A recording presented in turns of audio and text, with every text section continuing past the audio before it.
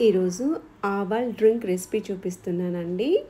ఆవాల్ అంటే ఈ తమిళ్‌లో కానీ, మలయాళంలో కానీ అటుకుల్ని ఆవాల్ అంటారు. సో, వాళ్ళ రెసిపీ కాబట్టి వాళ్ళు ఆవాల్ డ్రింక్ అని నేమ్ వచ్చిందండి. సో, దాన్నే ఈరోజు ట్రై చేశాను. దీనికి ఫస్ట్ మనము ఇలా అటుకుల్ని బాగా క్రిస్పీగా వచ్చేంత వరకు వేపుకొని పక్కన పెట్టుకోవాలండి.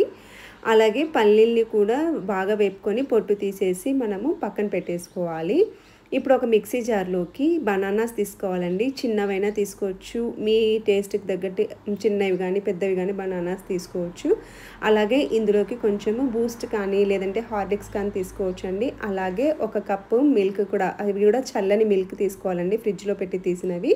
అవి వేసి మిక్సీ పట్టుకున్న తర్వాత మళ్ళీ ఇంకొక కప్పు మిల్క్ యాడ్ చేసుకొని మిక్సీ పట్టుకోవాలండి, అంతే.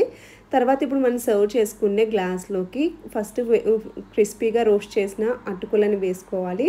మిక్సీ పట్టుకున్న బనానా షేక్‌ని వేసుకొని మళ్ళీ కొన్ని పీనట్స్ అండి, మనం వేయించి పెట్టుకున్న పల్లీల్ని కూడా వేసుకొని మళ్ళీ మనము ఆ డ్రింక్‌ని వేసుకోవాలి. లాస్ట్‌లో మళ్ళీ మనకు నచ్చినన్ని ఈ క్రిస్పీ పూహ అలాగే పీనట్స్ వేసుకోవాలండి. మళ్ళీ పైనుంచి ఒక స్పూన్ వరకు బూస్ట్ కానీ, లేదంటే హార్లిక్స్ కానీ వేసుకోవచ్చండి. లేదంటే మీకు ఆ ఫ్లేవర్ ఇష్టం లేకపోతే దాన్ని స్కిప్ చేసేయచ్చు.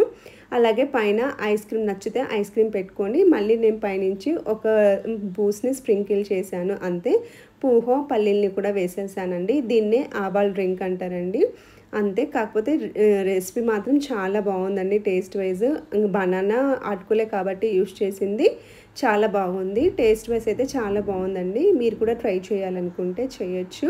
మాకైతే రెసిపీ బాగా నచ్చిందండి. సో, మీకు కూడా నచ్చినట్లయితే నా ఛానల్ని లైక్ చేసి, షేర్ చేసి, సబ్స్క్రైబ్ చేసుకోండి. Thank you so much for watching. Please support me.